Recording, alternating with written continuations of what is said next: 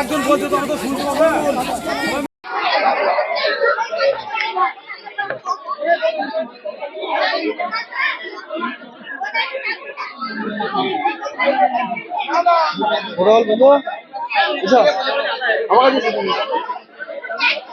আমার একটা প্রতিবন্ধী ছেলে আছে, আমার স্বামী নাই, আমি একবারই ঘর পাই না বাবা, একটা ঘর চাইছি, একটু ঘর দিব, আমার একটা প্রতিবন্ধী বেটা আছে, বড় ছেলে প্রতিবন্ধী হ্যান্ডিক্যাপ, আমি একবারই ঘর পাই না, ফ্যামিলি নিয়ে ঘরে সারা ঘরে আছি, একটু ঘর দিব, আমি আর কিছু বলি নাই, একটু ঘর চাইছি।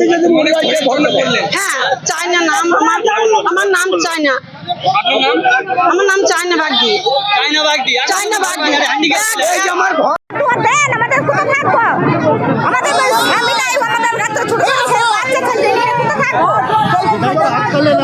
হ্যাঁ হ্যাঁ, তারপর বললেন এর আগে আসতো না বিধায়ক? না আসেনি না, ভোটের সময় আসতো, বলতাম পয়সা দিয়েছে, তো কত কোথায় করতো, তো কত করতো না।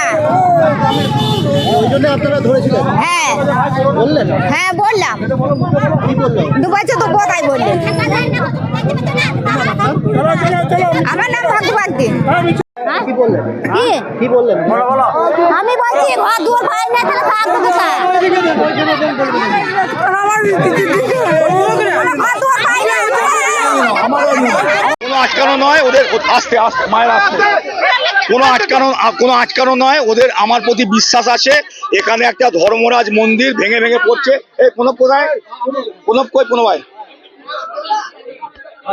প্রণব বাগদি এবং এই পাড়ার মহিলারা আমার কাছে আবেদন করেছেন যে এখানে একটা ধর্মরাজ মন্দির, সেটা দীর্ঘদিন ধরে খুব বাজে অবস্থাতে আছে, সেটা ভেঙে ভেঙে পড়ছে।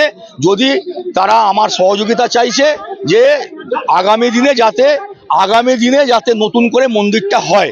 আমি বললাম এখন নির্বাচনের সময়, এখন এই কথাটা আমি দিতে পারবো না, নির্বাচনের পর আপনারা আমার কাছে আসবেন, আমি নিশ্চয়ই ভোটে জেতার পর এই ব্যাপারে যথাযুক্ত যা ব্যবস্থা করা করবো। আপনি পনেরোর সঙ্গে কথা বলুন, আপনারা এটাকে নেগেটিভ দেখাবেন। ওদের মূল দাবি হচ্ছে এখানে যে ধর্মরাজ মন্দির ওদের এই পাড়ার, সেই মন্দিরটা যাতে করে দিতে হবে। কিন্তু এখন নির্বাচনের বিধি চলছে, আমি তো সেটা বলতে পারবো না।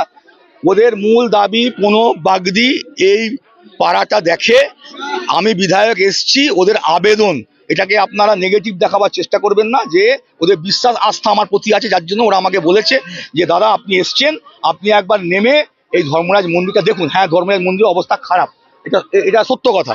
এবং ওরা কিন্তু যেহেতু এখন নির্বাচন বিধি চলছে, তাই খুব স্বাভাবিকভাবেই, তো সেই জন্যে এখন এই পরিস্থিতিতে মন্দির করা সম্ভব নয়। নির্বাচনের পর আসবে, প্রণবের নাম্বার আমি নিয়ে নিয়েছি, আর আপনি প্রণবের সঙ্গে কথা বলুন। 100 বার কেন্দ্রীয় সরকার টাকা দেয় না, বলে বাড়িগুলো হয় না, কেন্দ্রীয় সরকার টাকা দেয় না বলে বাড়ি হয় না। মমতা বন্দ্যোপাধ্যায় বাংলার বাড়ি নতুন যে প্রকল্প সেটা চালু করেছেন এবং রাজ্য সরকার তার নিজস্ব টাকা থেকে দিচ্ছে। অনেকের বাড়ি হয়েছে, কিছু বাড়ি বাকি আছে, নিশ্চয়ই আগামী দিনে হবে। এটা কেন্দ্রীয় সরকার, বিজেপিকে জিজ্ঞেস করুন কেন 100 দিনের কাজের টাকা বন্ধ, কেন প্রধানমন্ত্রী আবাস যোজনার টাকা বন্ধ করে, এটা বিজেপিকে প্রশ্ন করুন। আর গরিব মানুষের বাড়িটা না হওয়ার কারণ বিজেপির কেন্দ্রের সরকার, মোদী সরকার। স্বাভাবিক, ওদের যে কথা বলছে এটা খুব স্বাভাবিক কথা। কেন্দ্র সরকার টাকা দিলে এই বাড়িগুলো হয়ে যেত, আমাদের রাজ্য সরকার ভাগে ভাগে দিচ্ছে। চলুন।